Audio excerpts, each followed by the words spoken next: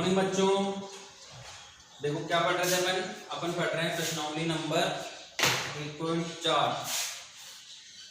कौन सी प्रश्नावली पढ़ रहे हैं अपन? 1.4 है, ये पढ़ रहे हैं क्या? 1.4 तो नहीं पढ़ रहे हैं, अभी तो 1.1 ही पढ़ रहे हैं।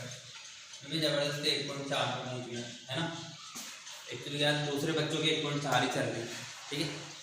तो प्रश्नावली पढ़ रहे हैं अपन 1.1 और इस 1.1 पे देखे कितने सवाल कर लिए थे मैंने, इसके कर लिए थे। देखो कल की क्लास थी, उसमें मैंने आपको 7th क्वेश्चन बताया था, ठीक है। 8th वाला और 9th वाला तुम्हें करना था, ठीक है। तो वो तो मैं बताऊंगा नहीं, ठीक है। मैं बताऊंगा तुम्हें 10वां क्वेश्चन। कौन सा क्वेश्चन बताऊंगा? क्वेश्चन नंबर 10वां। अब इस क्वेश्चन नंबर 10वें में देखो क्या चाहता है ये, कि ये बोल रहा है कि लिखिए, क्या लिखना है? ऐसी परिमेय संख्या जिसका कोई व्युत्क्रम नहीं है। क्या लिखना है अपन को? लिखना है अपन को ऐसी परिमेय संख्या, ऐसी परिमेय संख्या जिसका कोई व्युत्क्रम नहीं है, जिसका कोई व्युत्क्रम नहीं है,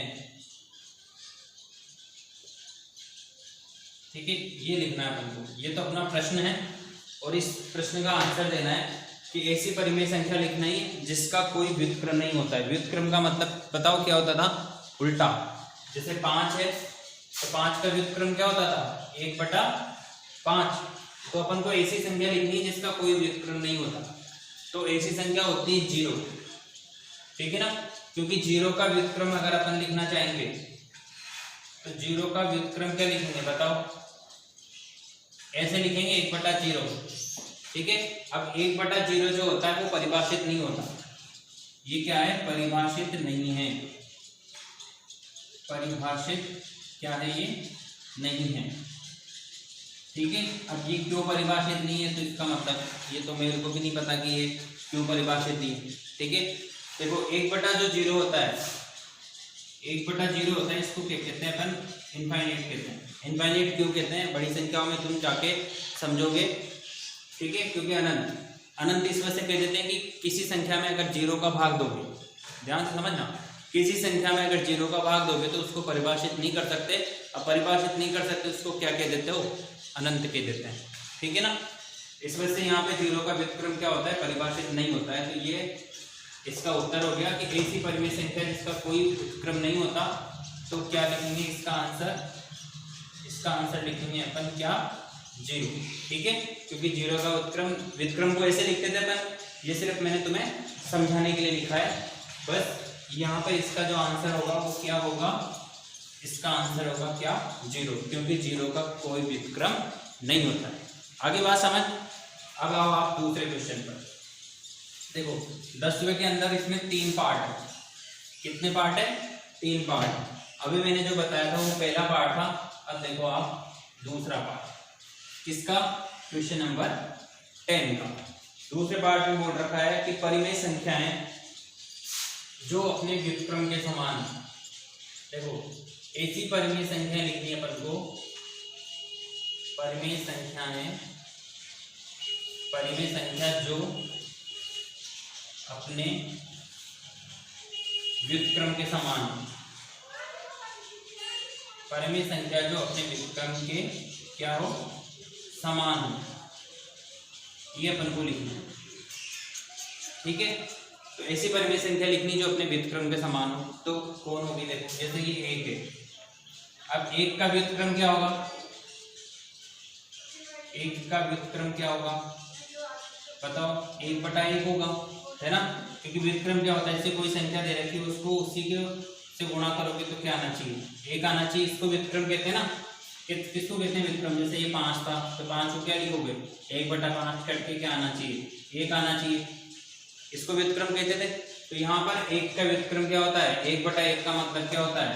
1 ही होता है। तो 1 का व्युत्क्रम क्या हुआ?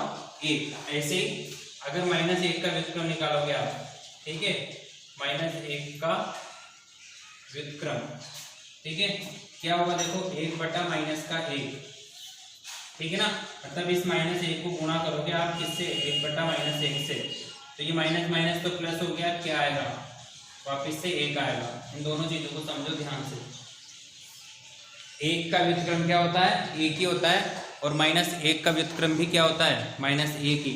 तो ऐसी परिमेय संख्या लिखनी थी अपन को जो खुद के व्युत्क्रम के समान हो। तो इसका आंसर क्या होगा, 1 और -1। इसका जो आंसर होएगा क्या होएगा, 1 और -1। क्यों होएगा, ये दिख गया रिजल्ट। आगे बात समझ में। ये 10वें का सेकंड क्वेश्चन था। ठीक है बच्चों, अब आप इसके तीसरे क्वेश्चन पर, 10वें के तीसरे क्वेश्चन पर। अब देखो 10वें के तीसरे क्वेश्चन में क्या लिख रखा है। 10वें के तीसरे क्वेश्चन में लिखा हुआ है, देखो क्या लिख रहा है। लिख रहा है कि परिमेय संख्याएं जो अपने ऋणात्मक के समान होती है। क्या लिखनी है हमको, ऐसी परिमेय संख्या लिखनी है, परिमेय संख्या जो अपने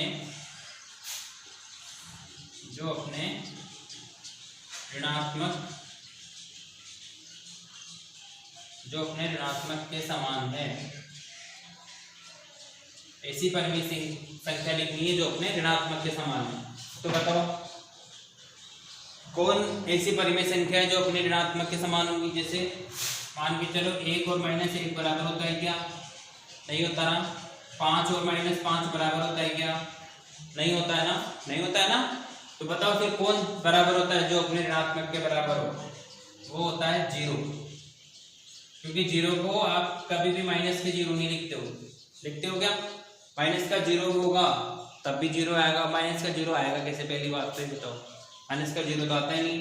तो परिमेय संख्या जो अपने ऋणात्मक के समान होती है वो 0 किसके होती है, -0 के। तो इसको तो अपन ऐसे लिखते ही नहीं, अपन इसको सिर्फ क्या लिखते हैं, 0 ही लिखते हैं। ठीक है ना, 0 को कभी भी -0 नहीं लिखते हैं। तो ये ऐसी परिमेय संख्या है जो क्या होगी, -0 के ही बराबर होगी। अगर माइनस के 0 भी लिखेंगे तो समझ गए ना बात को, क्या कहना चाह रही है। परिमेय संख्या जो अपने ऋणात्मक के समान हो तो वो ऐसी परिमेय संख्या होगी 0। ठीक है, चलो तो ये आपका तीसरा क्वेश्चन था जिसका 10वें का। अब आओ आप इस पे क्वेश्चन नंबर 11 पर।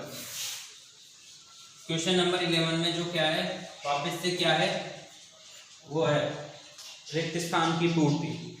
ठीक है ना, तो रिक्त स्थान की पूर्ति है, इसके अंदर कर लोगे क्या बताऊं। ठीक है, रिक्त स्थानों की पूर्ति तुम कर लेना। इसका मैं 11वें का 5वां बता देता हूँ, चलो ठीक है ना। 11वें का 5वां बता रहा हूँ। ठीक है, पहला दूसरा तीसरा चौथा तुम्हें आ जाएगा। ठीक है, क्योंकि अभी भी जैसे शून्य का उत्क्रम क्या होगा, कोई भी उत्क्रम नहीं होगा। देखो 5 में लिखा है 2 परिमेय संख्याओं का गुणनफल। 5 में लिखा है 2 परिमेय संख्याओं का गुणन, 2 परिमेय संख्याओं का गुणन। बताओ कोई भी 2 परिमेय संख्याओं का जो गुणन होगा वो क्या होगा, 2 परिमेय संख्याओं का गुणन जो है वो क्या होगा, परिमेय संख्या ही होगा। कैसे, जैसे मान के चलो ये 3/5 है, इसको गुणा करो 1/2 से, क्या आएगा 3/10 आएगा। तो 2 परिमेय संख्याओं को अपन ने गुणा करा तो वापस से क्या आया, परिमेय संख्या आई। तो 2 परिमेय संख्याओं का गुणन यहाँ पे क्या आएगा, खाली जगह पे परिमेय संख्या।